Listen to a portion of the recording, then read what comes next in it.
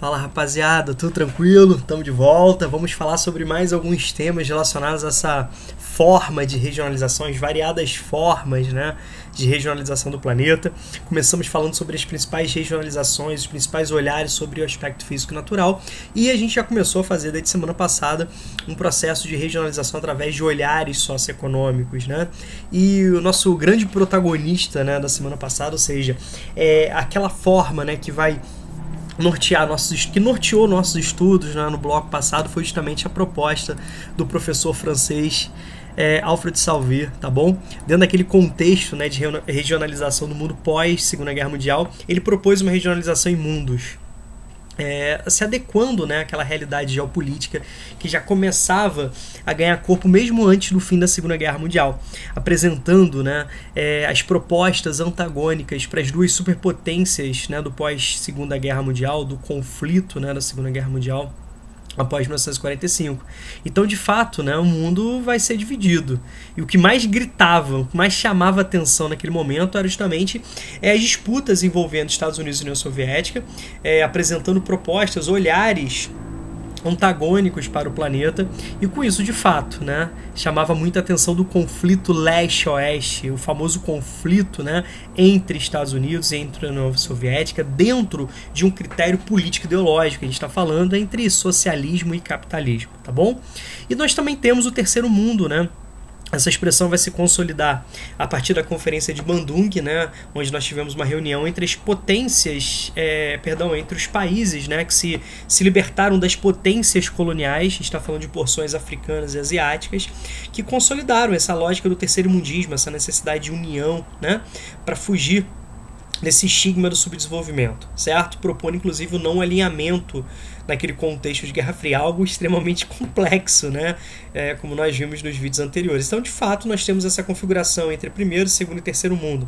O primeiro mundo representando os países centrais da esfera capitalista, muitos deles, né, sendo os grandes protagonistas no desenvolvimento econômico industrial desde o final do século XVIII com a Inglaterra, né? Esse desenvolvimento industrial se espalhando para outras porções da Europa, chegando na segunda metade do século XIX, extrapolando os próprios limites europeus, atingindo os Estados Unidos, atingindo o Japão. Então nós temos, de fato, né, as grandes potências, né, econômicas, industriais, financeiras, tecnológicas e, consequentemente, com grande influência política no cenário, tá bom? De fato, né, a grande potência capitalista aí, os Estados Unidos, tá? De outro lado, a União Soviética, as áreas, né, de influência de economia centralizada, planificada, socialista, elas cresceram muito, né, no pós-Segunda Guerra Mundial, pelas próprias necessidades de reconstrução da guerra ou pela própria forma, né, de influência que a União Soviética apresentava. Então, de fato, nós tivemos um mundo dividido entre essas duas grandes potências. Então, o primeiro mundo, as potências capitalistas centrais. Segundo mundo, né, está fazendo referência aos países socialistas de economia centralizada, de economia bem, né, planificada, bem planejada, e de certa forma, né, aqueles países que guardavam um estigma muito forte do subdesenvolvimento, né, áreas coloniais ou ex-coloniais, mesmo independentes politicamente, o processo de dominação econômica, né, de dependência econômica, dependência financeira, dependência tecnológica, ela gritava, ela chamava muita atenção. Até mesmo em termos de indicadores, né, indicativos socioeconômicos. A gente pode perceber que os países, né, do terceiro mundo são aqueles países com aquele estigma de subdesenvolvimento, com altas taxas de desemprego, dependência financeira, dependência tecnológica, violência, problemas relacionados à moradia, a saneamento básico, água, esgoto, coleta, né, de lixo. Então são os países que vão apresentar os indicadores mais abaixo, né, daquilo que seria, né, o esperado. Daí a lógica do subdesenvolvimento, os países que se encontravam abaixo, aquém de um determinado padrão de desenvolvimento necessário para garantir uma boa qualidade de vida por parte da população, tá bom? Então, você pode perceber que nós temos o terceiro mundo, né, países da periferia do capitalismo, certo? Hoje a gente vai falar um pouquinho sobre, né, a regionalização que se deu a partir dos anos 80. De fato, né, essa proposta de regionalização em três mundos, como eu apontei para vocês aqui no esqueminha, ela perdeu muita validade, né? A gente pode perceber que é um processo de desuso. As transformações políticas e econômicas que se deram a partir dos anos 80, com o próprio esfriamento da Guerra Fria, um processo de falência, né, do bloco socialista, que vai culminar na própria derrocada, né, da União Soviética, o fim da União Soviética oficialmente em 1991, né, a União Soviética sendo dividida em 15 repúblicas. Então, essa concretização no início dos anos 90, ela já vinha sendo apontada, essas transformações, desde os anos 80, certo? Então, a gente pode perceber que essa expressão, ó, como eu destaquei para vocês, essas expressões, melhor dizendo, né, primeiro, segundo e terceiro mundo, entraram em desuso, né, devido às mudanças que aconteceram em aspectos planetários, principalmente a partir dos anos 80, tá bom? Então, em substituição ao conflito da bipolaridade da Guerra Fria, ao conflito, né, leste-oeste, muitos autores propuseram, né, a utilização da expressão conflito norte-sul. Mas diferente do conflito leste-oeste, que era cujo critério utilizado era no critério político ideológico, socialismo e capitalismo, o critério utilizado vai ser justamente as desigualdades socioeconômicas, os aspectos socioeconômicos entre os países, né?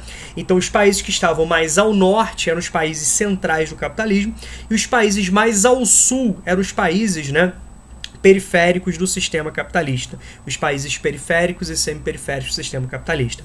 É sempre bom dizer que, da mesma forma que não era o meridiano, né, de Greenwich que dava esse entendimento, né, de divisão entre bloco capitalista, bloco socialista, de conflito leste, de conflito oeste, da mesma forma não é a linha do Equador, né, que faz essa separação. Tá certo? Então não é uma separação geográfica, é uma separação socioeconômica, tá bom? Então, assim, para ficar mais fácil, para a gente entender, né, esse conflito norte e sul, vamos analisar algumas imagens, vamos analisar, né, a regionalização proposta em mapas. Então nós temos aqui primeiro, certo? A gente viu, né, várias análises, né, análises industriais, tecnológicas, de telefonia, de celular, né, de aspectos financeiros, que o mundo é extremamente desigual. Foi isso que nós vimos em vários momentos, né, em vários vídeos de semanas anteriores, tá bom? Então aqui deixa claro, olha o resultado disso. Olha a grande concentração industrial dos países. Reparem que países, né, como alguns europeus, né, da Europa Ocidental, né, o Japão, os Estados Unidos, eles se destacam no desenvolvimento industrial. Mais tarde, outras regiões também vão se destacar. Esses países a gente vai chamar mais tarde de países emergentes, né? Países que ainda carregam características, né, de periferia do capitalismo em aspectos sociais, mas em determinados indicadores econômicos eles cresceram muito, entre eles o desenvolvimento urbano industrial. Então a gente pode destacar uma China, uma Índia, um Brasil como países emergentes, entre outros, né, como os tigres asiáticos, tá bom? Alguns tigres asiáticos, mas vamos analisar dessa forma. Reparem, né, nesse mapa que fica um pouco mais fácil de nós entendermos, a linha que vai fazer essa divisão norte e sul não é a linha do Equador, certo? E segundo, olha a grande problemática que nós temos. Se a gente utilizar, né, uma regionalização através de aspectos socioeconômicos, nós temos esse aspecto. O problema é o seguinte, que essa é uma regionalização muito simplista, né? Ela não dá conta de apresentar as complexidades das regiões do planeta, muito menos, né, de adequar essa regionalização, as mudanças e as rápidas mudanças que se processaram a partir dos anos 80, tá bom?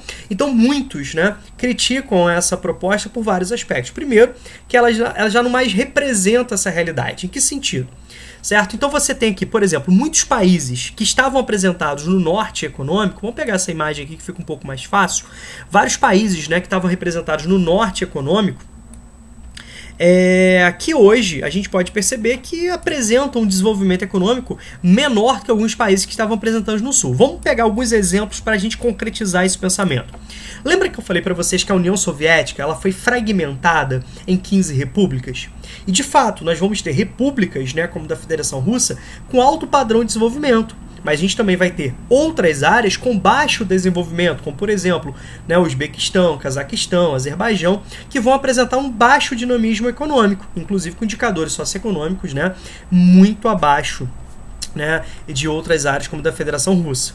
Tá bom? Mas esses países ainda estão presentes dentro dessa lógica, né, de norte. Outros países, como os tigres asiáticos de primeira geração, Coreia do Sul, Singapura, Taiwan, né, Hong Kong, são regiões que já são vistas como norte, né, do ponto de vista socioeconômico. Então eles deveriam ser incluídos nessa esfera do norte, tá bom? Por outro lado, você pode perceber que países que estão geograficamente, né, estados que estão geograficamente ao sul do território, como por exemplo Nova Zelândia, como por exemplo Austrália, eles apresentam alto padrão de desenvolvimento, então eles estão incluídos dentro da classificação norte socioeconômico. Então é uma forma de regionalização, mas que traz, né, essas polêmicas. Gente, de fato, né, é muito confuso, é muito complexo você classificar um planeta tão diverso como o nosso, né, através de uma classificação simples, de norte e sul apenas. Então, principalmente nos países do sul, as desigualdades, as contradições são bem maiores. Então não tem uma homogeneidade, pelo contrário, tem uma heterogeneidade, tá? Então aqui, ó, pegando de novo a representação aqui dessa linha socioeconômica, tá? A gente pode perceber que ela não dá conta, né, dessas particularidades, tá? Então aqui, seguindo o entendimento da legenda, reparem, por exemplo, que os países desenvolvidos, né, que aqui representados, olha só, nós temos um predomínio muito grande na parte norte, tá? Mas também nós temos, ó, como aqui a Austrália no extremo geográfico sul, ou bem posicionada ao sul, né, da linha do Equador, tá bom? Então não se trata de uma divisão geográfica, mas uma divisão socioeconômica. Reparem que o destaque dos países emergentes, tá bom? Como Brasil, como Argentina, como Chile, como México, como África do Sul, né? Como China, como Índia. E nós temos aqui os tigres asiáticos, né? Principalmente os tigres asiáticos de primeira geração, tá? Como eu citei para vocês, Taiwan, né? Singapura, Hong Kong e Coreia do Sul, né, como os tigres asiáticos de primeira geração, que já estão sendo apresentados, que se apresentam, né, segundo determinadas visões, ao norte, né, são classificados. Mais tarde, já no final do século, da década de 80, e no início dos anos 90, então, no final dos anos 80 e início dos anos 90, nós temos os tigres asiáticos de nova geração, são chamados segundos tigres asiáticos ou tigres asiáticos de segunda geração. Então a gente está falando de Malásia, Filipinas, né? Vietnã, tá? Indonésia, Tailândia, né? Que são países que também se desenvolveram em aspectos urbanos e industriais, mas estão indicadores muito abaixo dos tigres de primeira geração, em termos de desenvolvimento tecnológico, né, domínio financeiro, né? Então a gente pode perceber isso. Então é muito complexo a gente dividir isso, tá? Então, para a gente finalizar esse pensamento, né, vamos resumir o que eu preciso que vocês saibam. Que aquela classificação entre primeiro, segundo e terceiro mundo entrou em desuso. Em desuso devido às transformações, tá bom? No lugar daquele conflito leste-oeste que representava a lógica da Guerra Fria, da bipolaridade, nos anos 80, muitos especialistas passaram a utilizar a expressão norte-sul, que ela vem de um relatório do Banco Mundial apresentando, né, essa configuração, certo? Eles passaram a utilizar essa configuração norte-sul, que passou a ganhar destaque, passou a ser utilizado pelos especialistas. Mas não é o norte e o sul geográfico, né? É o norte e o sul cujo critério é socioeconômico, tá bom? Que essa regionalização, visto que é muito difícil, né, muito complexo, né, muito limitante, digamos assim, você apresentar uma divisão no mundo em apenas dois aspectos, o norte e o sul. Então ela sofre várias críticas em termos dessa utilização, tá bom? E de fato, uma das grandes críticas é que ela não dá conta das transformações processadas ao longo, né, dos anos 90 e do início do século 21. Tá certo? Então, chamei atenção para os países dos tigres asiáticos de primeira geração, que são colocados, né, dentro de uma análise muito mais próximas do norte, né, os novos países de tipo norte, vamos chamar assim, e países emergentes, né, como Brasil, China, Índia, tendo os BRICS, né, como um dos grandes símbolos aí desse grupão, né, BRICS, Brasil, Rússia, Índia, China e África do Sul, tá bom? Países que cresceram, né, que emergiram economicamente, mas ainda preservam certos indicadores sociais. Um outro exemplo de complicação muito forte é a Rússia e outros países do leste europeu de grande desenvolvimento econômico, mas que eram áreas socialistas, né? Como inserir esses países, certo? Então, são situações complexas, tá? Então, vê se está claro para vocês. Conflito norte-sul, conflito de critério socioeconômico, tá bom? Então, ó, obrigado pela atenção de vocês, espero que eu tenha ajudado e qualquer coisa, né? Tamo aí pra gente tirar dúvida, certo? E façam os exercícios que vai ficar um pouco mais fácil de vocês entenderem. Grande abraço, façam um exercício sobre esse assunto, tá?